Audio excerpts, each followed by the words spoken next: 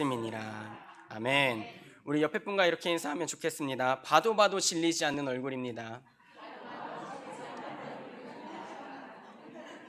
다들 그렇게 좋으신가 봐요. 네. 그리고 또 한번 이렇게 인사합시다. 보고 또 봐도 반가운 얼굴입니다.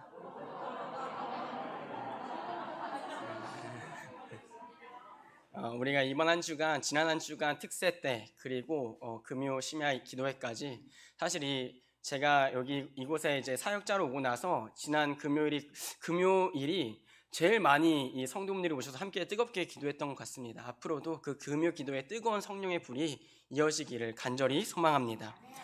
지난주에 이어서 에스겔 37장 본문을 가지고 말씀을 증거하려고 합니다. 지난주에 잠깐 나눴던 말씀을 정리해 보자면 이 포로로 끌려간 이 이스라엘 그리고 에스겔에게 하나님이 환상을 계속 보여주시는 거예요. 근데 골짜기에 데려갔는데 그곳에 마른 뼈들이 가득히 있는데 하나님의 계획은 무엇이었습니까? 그 마른 뼈들을 살려내는 것, 그리고 그 마른 뼈들에게 하나님의 생기, 영, 루아흐를 불어넣어 주심으로 이 하나님의 지극히 큰 군대다, 에스겔이 보기에 지극히 큰 군대와 같더라. 그게 하나님의 계획이셨거든요. 근데 그 뒤에는요, 어떻게 보면 안 좋은 얘기고 어떻게 보면 더 좋은 얘기가 있어요. 또 내게 이르시되 인자야, 이 뼈들은 이스라엘 족속이라. 이 좋지 않은 얘기죠. 이 뼈들이 누구냐? 이 마른 뼈들이 누굴까? 근데 약속의 대상이었고 언약의 대상이었던 이스라엘 족속들이라는 거예요. 근데 그들이 이르기를 우리의 뼈들이 말랐고 우리의 소망이 없어졌으니 우리는 다 멸절되었다 하느니라. 이스라엘 백성이 어떤 탄식을 합니까? 우리는 망했어. 우리는 끝났어. 멸절되었다. 아예 소멸되었어. 진멸되었어. 도저히 그들이 스스로 보기에 회복의 가능성이 없다는 것이죠. 자기가 자신들을 봐도 이거는 안 돼. 이거는 막막해. 아니 차라리 막막하다면 그나마 다행이고 이건 아예 끝이야. 근데 그 뒤에 하나님이 어떻게 대언하라고 명령하십니까? 그러므로 너는 대언하여 그들에게 이르기를 주 여호와께서 이같이 말씀하시기를 내 백성들아, 내가 너희 무덤을 열고 너희로 거기에서 나오게 하고 이스라엘 땅으로 들어가게 하리라. 중요한 말씀이 무엇입니까? 이미 마른 뼈들이에요. 소망이 없는 자들이에요. 그들의 입술로도 우리는 멸절되었다 하고 얘기해요. 근데 하나님의 입술에서는 어떻게 고백이 됩니까? 내 백성들아, 내 백성들아. 이스라엘이 잘못했습니다. 이스라엘이 우상숭배해서 지금 나라가 망했거든요. 근데 하나님은요, 내 백성을 포기하지 않으시는 거예요. 어떻게 얘기하세요? 내 백성들아, 니들이 아무리 소망이 없다고 얘기해도, 너희들이 아무리 우리는 끝났어라고 얘기해도 아직 하나님의 입장에서는 그래, 너네는 이제 포기야. 너희는 정말 말 안 들어. 이미 버리셔도요, 한참 버리셨어요. 제가 제 신앙생활을 돌이켜보면요, 이 불경한 얘기지만 제가 하나님이었으면요, 저를 이미 버리고 버렸다니까요. 웃지 마세요. 똑같아. 스스로 생각해 볼 때 하나님 말씀에 순종할 때보다 불순종할 때가 많았고, 하나님 아래로 들어가서 무릎 꿇을 때보다 하나님을 월권해서 넘어갈 때가 많았거든요. 그러니까 제가 짧지만 신앙생활 조금만 돌이켜봐도 그때도 말 안 들었고 이때도 말 안 들었고 지금 반반 들을까 말까 고민하다가 목사님 설교 듣고 다시 순종해야지. 근데 하나님은요, 다 망하고 자기 말 끝까지 안 듣고 매로 치셔도요, 에스겔에겐 얘기하시는 거예요. 너는 대언해라, 내 백성들아. 그 다음에 어떻게 기록되어 있습니까? 내가 너희 무덤을 열고 너희로 거기에서 나오게 하고 이스라엘 땅으로 들어가게 하리라. 어떤 표현입니까? 무덤이에요. 이미 끝난 거예요. 장사가 다 지어졌습니다. 도저히 그 무덤에서 그 사람이 걸어 나올 거라는 소망은 없습니다. 근데 하나님은 대언하라고 지금 명령하시는 거예요. 어떻게 해요? 내가 너희 무덤을 열 거야. 무덤을 열 수는 있습니다. 근데 그게 끝이 아니에요. 거기에서 나오게 하고. 이게 어떤 의미입니까? 그 사람을 살리셔서 그 무덤에서 걸어 나오게 하시겠다는 거예요. 근데 그게 목적이 아니에요. 이제 살리고 나서 그 다음 목적, 다시 너희의 땅으로 돌아가게 할 거야.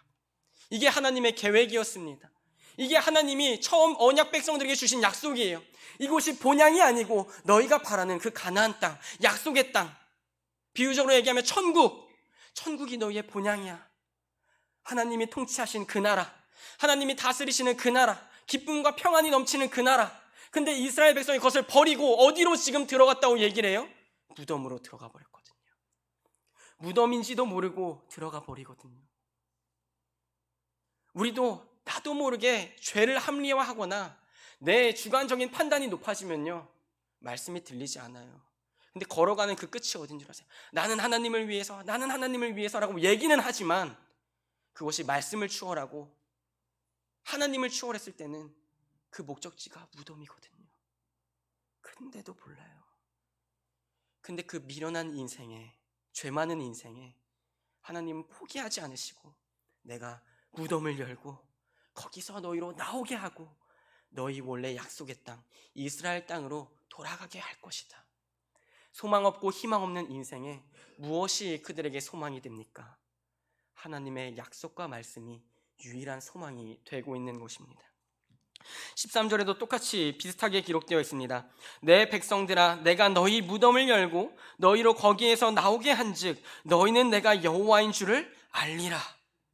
죽음의 그 자리에서 다시 부활하고 나서 그들이 어떤 일을 경험하게 됩니까? 우리의 유일한 소망이 여호와밖에 없었구나. 우리의 유일한 구세주가 하나님밖에 없었구나. 근데 이 사건이요, 무덤을 여는 이 사건이 이 구약에서는 에스겔에서밖에 기록이 안 되거든요. 근데 이게 신약으로 넘어가면요, 우리가 다 아는 내용입니다. 나사로가 죽습니다. 어떻게 보면 예수님이 방치해 두신 것이죠. 하나님의 뜻과 계획을 위해 방치해 두신 거예요. 그가 죽고 나서 하나님이 다시 가셔서 예수님이 이제 무덤을 열라. 이 일은 하나님의 영광을 위한 것이다. 그 다음 이렇게 기록되어 있습니다. 이 말씀을 하시고 큰 소리로 나사로야 나오라 부르시니 나사로가 어떻게 됩니까? 다시 살아서 걸어 나오는 거예요. 그때 주변에 있던 유대인 사람들은 다 에스겔 이 말씀이 떠오를 수밖에 없었습니다. 구약 성경을 줄줄이 알고 있는 유대인들은 이 말씀이 떠오를 수밖에 없었습니다. 무덤을 열고 사람을 살리는 그 말씀, 에스겔에서 하나님이 회복하고 소망이라고 주셨던 그 말씀, 그게 지금 누구로 말미암아 성취되고 있습니까? 예수 그리스도로 말미암아 성취되고 있는 것을 그들이 보게 된 것입니다. 더 나아가서 이제 예수님이 십자가에서 죽으시고 무덤에 3일 동안 무덤에 들어가게 되셨습니다.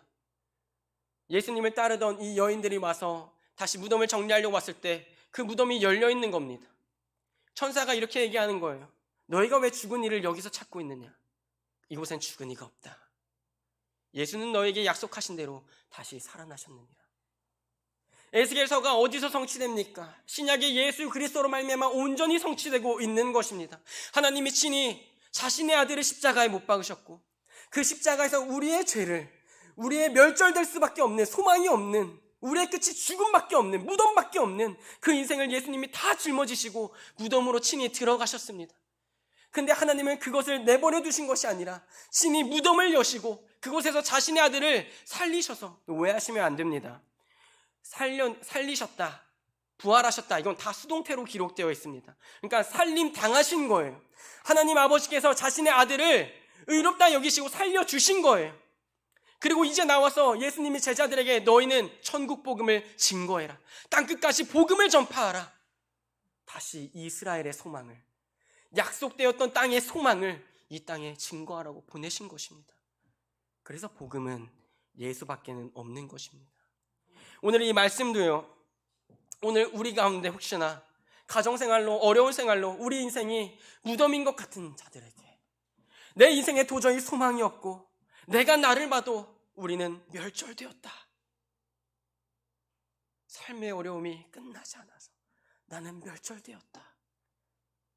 이번 주에 저는 한 해 이제 강도 사인회를 미루고 받아서 이제 목사가 된 친구가 이제 와서 출산을 앞두고 있다고 하길래 이제 제가 그래도 나름 애가 있잖아요. 네. 그래서 이제 상담을 하고 싶다. 뭐 사실 상담할 것도 없죠. 넌 애 낳으면 죽었다 이제. 너 이제 애 나오기만 해봐라. 지금이 좋지. 옛날에 어른들이 배에 있을 때가 좋아. 누워 있을 때가 좋아. 그때는 빨리 보고 싶은데 왜 막 초음파 사진만 봐도 좋은데 빨리 나서. 이해가 돼요. 제가 똑같이 얘기하고 있다. 배에 있을 때가 좋아. 근데 그러면서 야, 너무 걱정하지 마.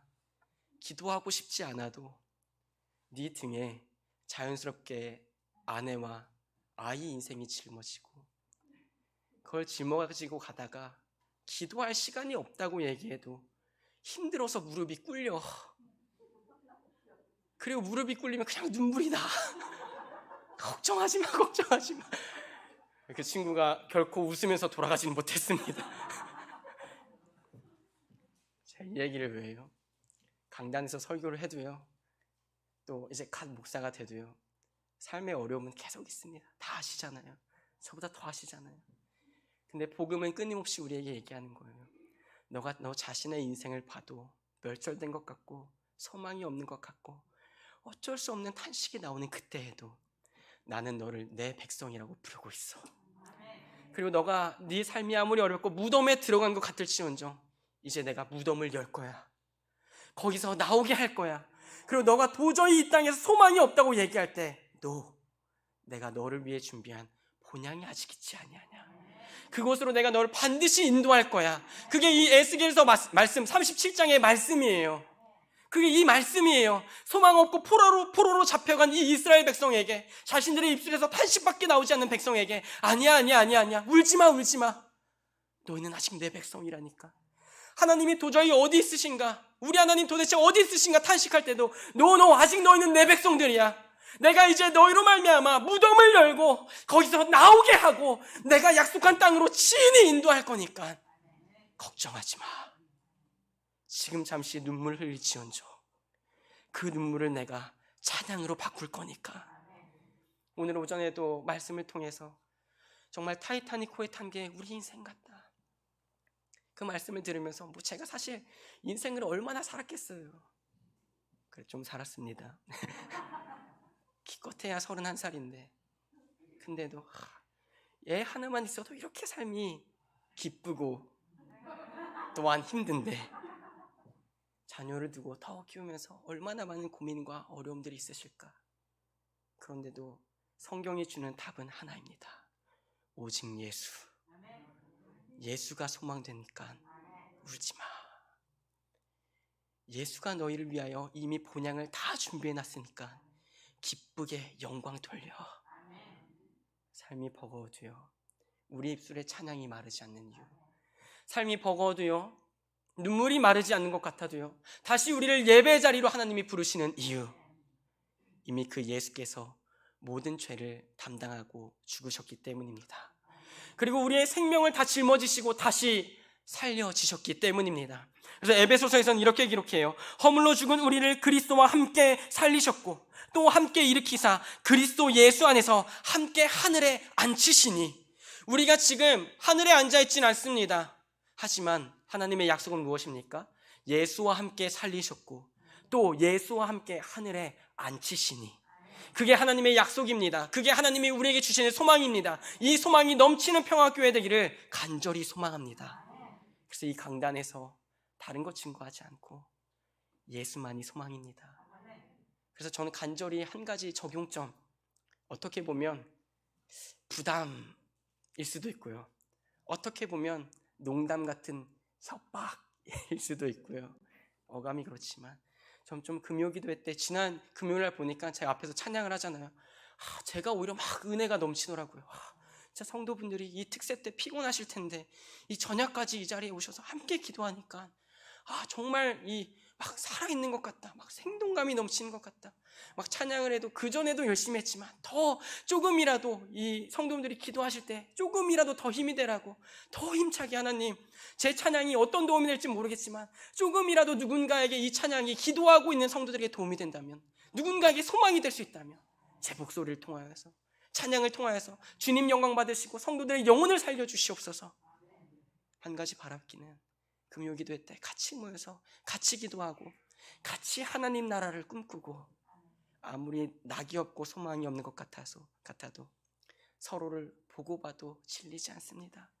보고 또 봐도 반가운 얼굴입니다. 왜? 같이 하늘나라 꿈꾸니까, 같이 하늘나라 바라보고 있으니까. 그런 소망이 남는 우리 평화교회 식구들